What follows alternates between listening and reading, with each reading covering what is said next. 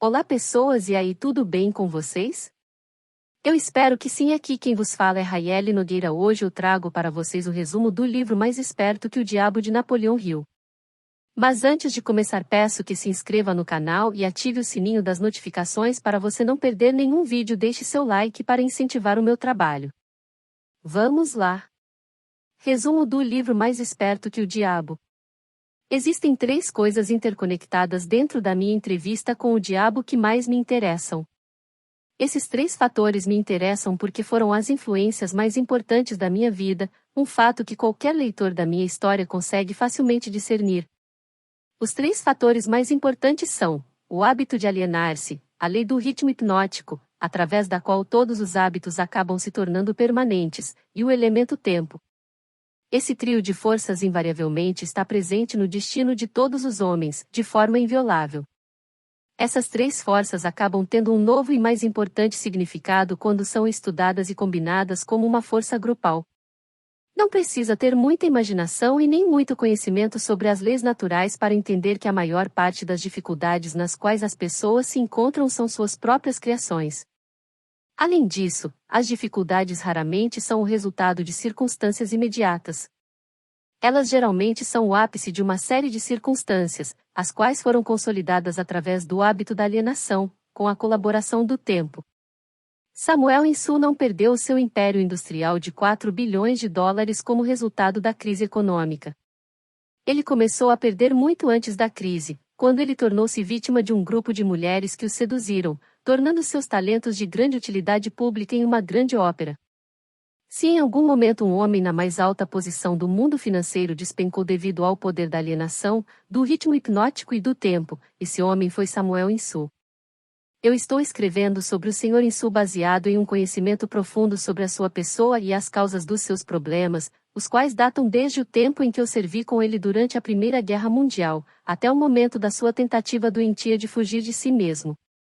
Henry Ford passou pela mesma crise que arruinou o Sr. Insu, mas Ford passou pela crise sem um arranhão e acabou no topo. Você quer saber a razão? Eu lhe contarei. Ford tem o hábito de não alienar-se em nenhum assunto. O tempo é um poderoso amigo de Ford, porque ele formou o hábito de usá-lo de forma construtiva e positiva, com a ajuda de pensamentos de sua própria criação, cercado por planos próprios. Pegue qualquer circunstância que você deseje, meça com referência ao seu relacionamento com o hábito da alienação, do ritmo hipnótico e do tempo, e você certamente terá as causas mais apuradas de todo o fracasso ou de todo o sucesso. Franklin D. Roosevelt assumiu seu gabinete com um estrondo durante o seu primeiro mandato. Mas ele tinha um propósito principal em mente, e esse propósito era bem definido. Seu objetivo era parar o estampido do medo e fazer com que as pessoas começassem a pensar e falar em termos de prosperidade nos negócios em vez de crise. Ao trabalhar na busca de seu propósito, não havia alienação. As forças de toda a nação estavam consolidadas e moviam-se como uma só, ajudando o presidente a alcançar o seu propósito definido. Pela primeira vez na história da América, os jornais de todas as inclinações políticas, as igrejas de todas as denominações, as pessoas de todas as raças e cores e as organizações políticas de todos os partidos uniram-se formando uma força estupenda, com o único objetivo de ajudar o presidente a restaurar a fé e as relações comerciais no país. Em uma conferência realizada entre o presidente e um grupo de conselheiros de emergências, poucos dias após ele assumir a presidência, eu perguntei a ele qual era o seu maior problema. Ele respondeu: não é uma questão de maior ou menor, nós temos apenas um problema, e este problema é parar o medo e suplantá-lo com a fé. Antes do final do seu primeiro ano, o presidente havia vencido o medo e o suplantado pela fé. E a nação estava vagarosamente, mas no caminho certo, para sair de uma vez por todas da selva da crise. No final do seu primeiro mandato, marque bem o elemento tempo, o presidente havia consolidado de forma tão efetiva as forças dos negócios americanos e da vida privada que ele tinha uma nação inteira o apoiando, pronta, desejosa e entusiasticamente apta a segui-lo, não importando o caminho que ele seguisse. Estes são fatos bem conhecidos para todo mundo que tenha lido os jornais ou escutado o rádio. Então, veio outra eleição presidencial e a oportunidade para as pessoas expressarem sua fé no seu líder. Elas a expressaram com uma vitória sem precedentes na política americana, e o presidente assumiu o gabinete para um segundo mandato com uma votação quase unânime, perdendo somente em 2 estados. Agora, observe como a roda da vida começou a reverter-se e voltar-se para outra direção. O presidente mudou a sua política, baseada em definição de propósito, e entrou para a indefinição e para a alienação. A sua mudança na política dividiu o poderoso Partido Trabalhista e fez com que mais da metade desse grupo ficasse contra ele. Ele dividiu o que antes era quase sólido em ambas as casas do Congresso, e, mais importante do que isso, ele dividiu o povo americano em 2 grupos, prós e contras, e com o resultado final que o que sobrou daquele presidente foi somente o seu sorriso de $1 milhão e seu aperto de mão firme, obviamente, não o suficiente para fazê-lo reconquistar o poder que ele uma vez teve na vida americana.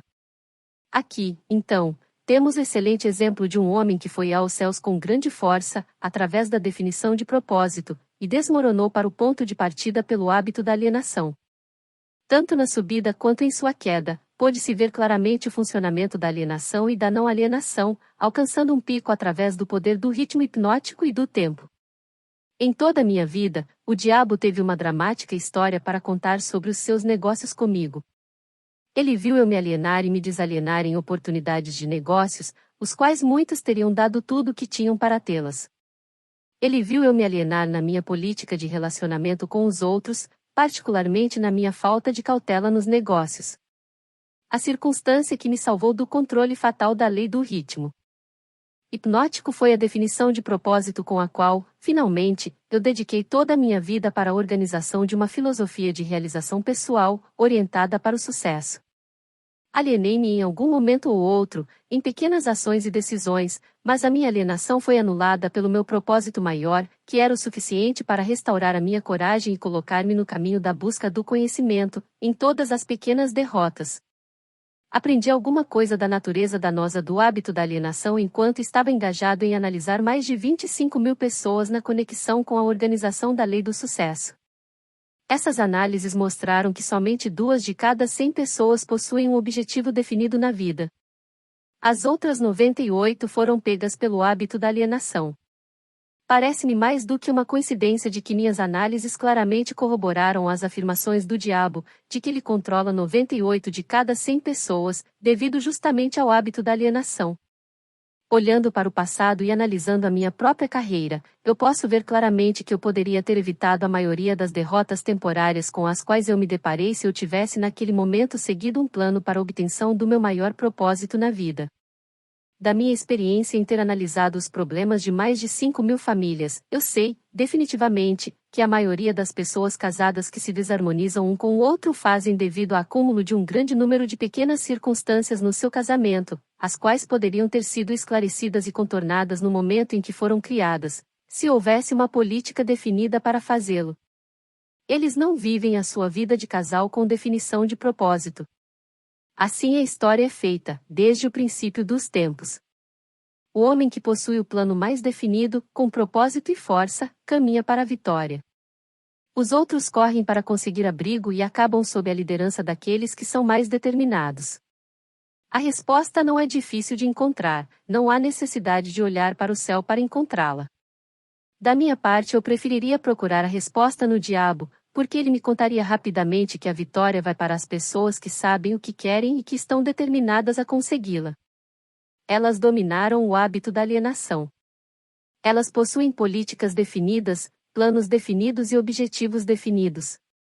A sua oposição, que muitas vezes está em número maior, não tem chance alguma contra elas, porque a oposição não possui um plano, nenhum propósito e também não possui uma política, exceto a de alienar-se, esperando que alguma coisa possa vir de algum lugar para ajudá-las.